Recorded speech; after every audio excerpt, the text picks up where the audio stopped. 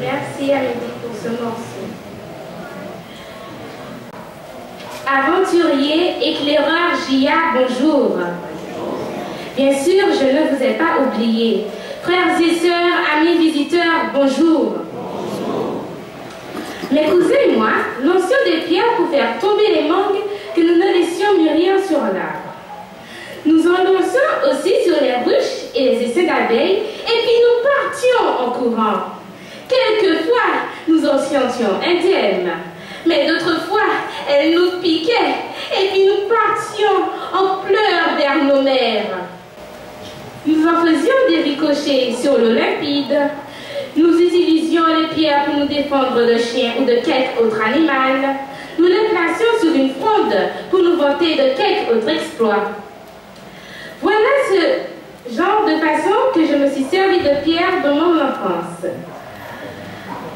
Je me souviens m'être servi de la semelle d'une de mes vieilles chaussures pour en faire une fronde. Cela était nouveau pour moi. Mais je me souviens aussi m'être très fait mal, car je n'avais pas enlevé mon doigt à temps sur l'un des bouts de la fronde. Depuis ce jour, David eut toute mon admiration et tout mon respect. Il ne se servait pas des pierres et de la fronde comme passe-temps, mais il l'utilisait comme arme contre les fauves qui oseraient attaquer son troupeau. Il savait qu'il devrait s'en servir à n'importe quel moment. Il ne suffisait pas de se baisser et de récolter quelques pierres et de mettre dans sa gibecière. Le choix devait être très minutieux, car il savait qu'il devrait faire face à des lions et à des ours. Il avait déjà la fronde, mais quant aux pierres, il devait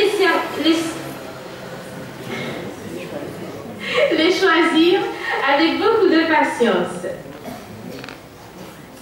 David avait confiance en Dieu, mais il ne pouvait rester les bras croisés dans une possible menace.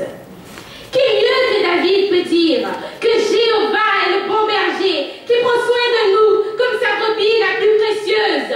Qui mieux que lui peut dire que maintes fois nous ferons face à des prédateurs? Les géants et les menaces sont bien réelles, mais notre foi et nos munitions spirituelles doivent être réelles elles aussi. Amen. Si nous voulons être préparés comme David, armons-nous des 5 pierres qui nous aideront à vaincre des géants. Max Lucado utilise l'image des 5 pierres de David pour les représenter à 5 mots qui commencent par la lettre P. Le passé, la prière, la priorité, la passion et la persévérance. Ces mots vous aideront à vaincre des géants de votre vie quotidienne. Amen. Amen.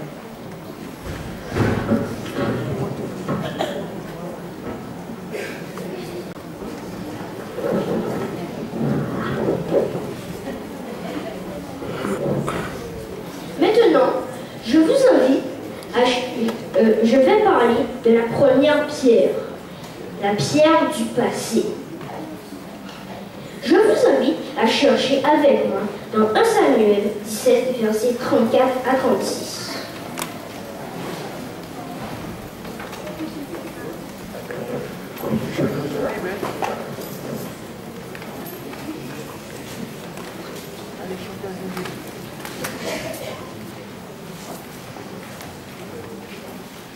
Nous pouvons lire.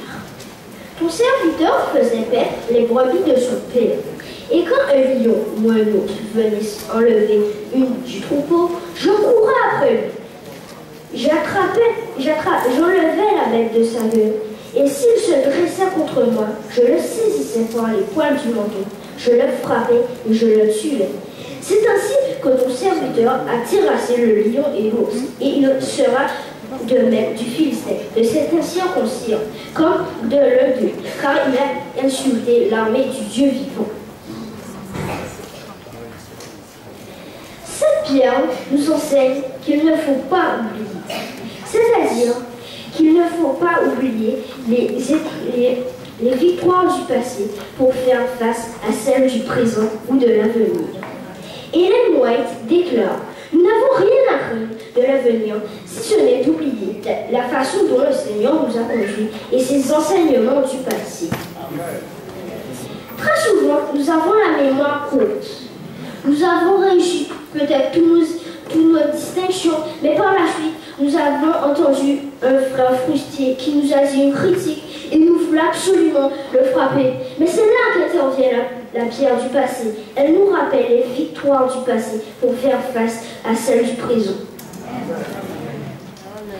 Peut-être que tu vis un moment difficile dans ta famille, mais quels que soient les moments difficiles que tu vis, tu dois te rappeler des victoires du passé, alors tu feras ce géant. Amen. Je vais vous présenter la prière de la prière. David savait parler à Dieu comme un ami. Il priait sûrement dans la salle à manger ou lors du culte de famille. Mais la prière qu'il plaçait sous la même longueur d'onde que le ciel était celle qu'il faisait ou écrivait quand il était seul dans les moments d'intimité avec Dieu. Nous devons apprendre à prier comme David ou à écrire de nouveaux psaumes 23, 91, 51. D'ailleurs, je vais demander à 3 éclaireurs de me lire ce psaume. L'Éternel est mon berger, je ne manquerai de rien. Il me fait reposer dans de verts pâturages. Il me dirige près des eaux paisibles. Il restaure mon âme. Il me conduit dans les chantiers de la justice à cause de son nom. Quand je marche dans la vallée de l'ombre de la mort, je ne crains aucun mal, car tu es avec moi.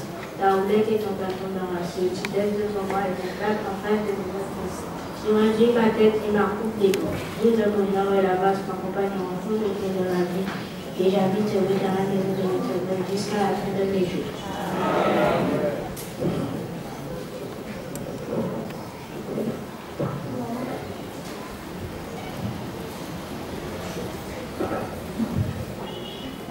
Psaume 91. Celui qui demeure sous l'abri du Très-Haut repose à l'ombre du Tout-Puissant. Je dis à l'Éternel,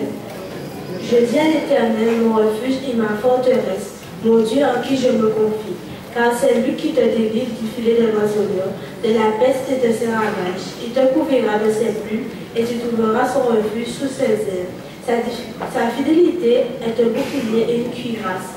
Tu ne craindras ni les terreurs de la nuit, ni la flèche qui vole le jour, ni la peste qui marche dans les ténèbres, ni la tentation qui frappe en pleine nuit. Que 1000 tombent à ton côté et 10 000 à ta droite, tu ne seras pas atteint. Tes yeux seulement tu regarderas et tu verras la rétribution des méchants. Car tu es mon refuge, ô Éternel, tu fais du très haut ta retraite. Aucun malheur ne t'arrivera, aucun fléau n'approchera de ta tente, car il ordonnera à ses anges de te garder dans toutes ses voies. Ils te porteront sur ses mains, de peur que ton pied ne heurte contre une pierre. Tu marcheras sous les lions et sur la spique, tu frôleras le lionceau et les dragons. Puisqu'il m'aime, je le délivrerai, je le protégerai, puisqu'il connaît mon nom. Il m'invoquera, je lui répondrai. Je serai avec lui dans la détresse, je le délivrerai, je le glorifierai, je le rassasierai de leur jour et je le ferai voir mon salut. Amen. Un éclaireur pour le psaume 51.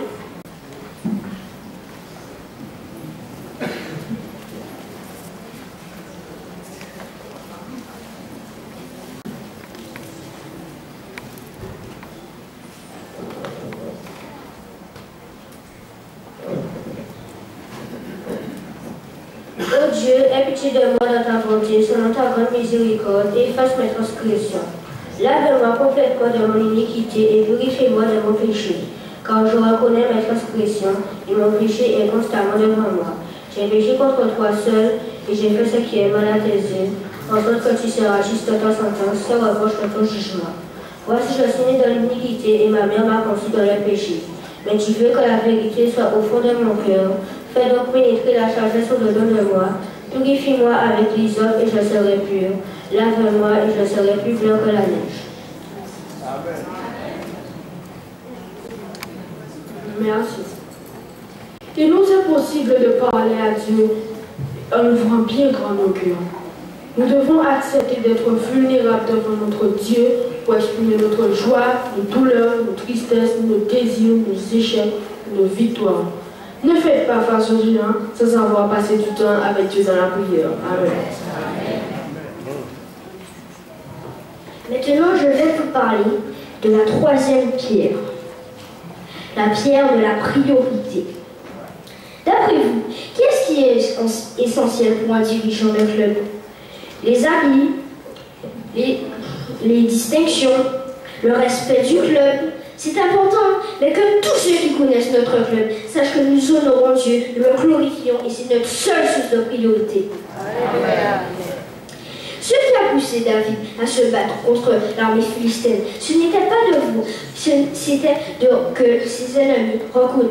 que ses ennemis et l'armée d'Israël reconnaissent qu'il y a un seul Dieu et un Dieu vivant. Au chapitre 17 du livre de Samuel, nous pouvons constater que David nomme le nom de Dieu plus de 7 fois. C'est pour vous dire que Dieu était sa seule et unique source de priorité. Je vais vous présenter la quatrième pierre, pierre de la passion. Il n'y a rien de plus beau qu'un jeune passionné par le service de Dieu et du prochain. Un éclaireur aimable, un GIA serviable, un responsable de jeunesse engagé, un secouriste qui risque sa vie pour les autres, un aventurier qui partage son sandwich avec un autre enfant.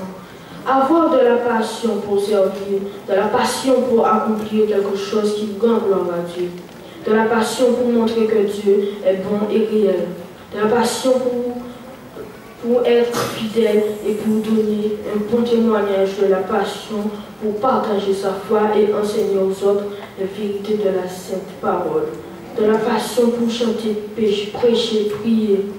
Il ne peut y avoir de génération passionnée pour Jésus. David est allé vers le géant. Il n'a pas attendu que le géant vienne à lui. Il a avancé avec la passion de celui qui ne peut faire autrement que la volonté de Dieu. Et enfin, je vais vous donner la cinquième pierre, la pierre de la persévérance. C'est un facteur très important pour les jeunes. La persévérance de David n'a pas commencé dans la vallée de Ténébré, là où il affrontait Goliath. Cela a commencé bien avant. À vrai dire, cela a commencé dans les vallées et collines, là où il faisait brouter les brebis de son père. Une persévérance qui était telle qu'il a osé affronter Goliath. Nous pouvons voir dans 2 Samuel 21, versets 16 à 22, nous apprenons que quelque temps après que David ait terrassé Goliath, il a éliminé les 4 frères de Goliath. Nous devons persévérer comme David. Nous devons nous rappeler des victoires du passé pour avoir la certitude de la présence de Dieu avec nous. Mais cette certitude deviendra réalité si nous vivons en commun avec Dieu tous les jours de notre vie.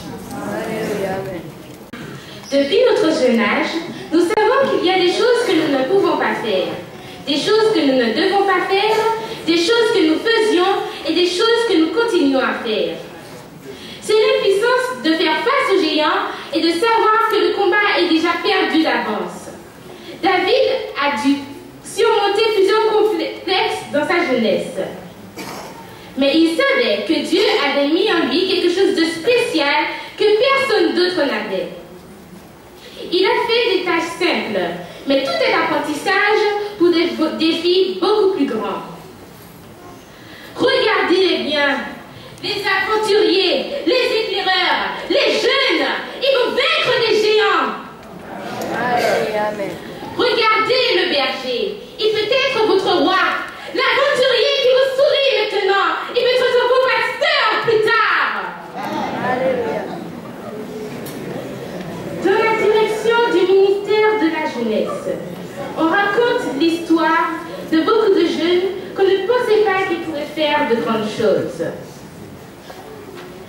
Il y a quelques années, un dirigeant a attendait quelqu'un qui devait l'emmener dans une réunion qui se déroulait dans un camp. En route, il demandait: quelle est ta fonction au sein du club? Celui qui le conduisait lui dit qu'il était l'IBM. Intrigué, il posait la question: quelle est cette nouvelle fonction au sein du club? Et il lui dit qu'il était celui qui apportait l'eau, qui emmenait le pasteur dans ses réunions, qui faisait l'installation de la cuisine. Il rit et dit que s'il continuait comme ça, il serait un dirigeant du club. En effet, 3 ans plus tard, il apprit que ce jeune homme est devenu un dirigeant du club car il a été fidèle et heureux d'accomplir des tâches humbles. Voilà la formation de nos dirigeants. Aujourd'hui, rendons hommage et manifestons notre gratitude à tous nos dirigeants du club, car ils consacrent de leur temps, leur argent, leur amour, leur don à nos enfants et à nos jeunes. Ils prennent leurs propres responsabilités et font face à leurs propres géants. Et c'est au nom de Jésus qu'ils seront tous vainqueurs.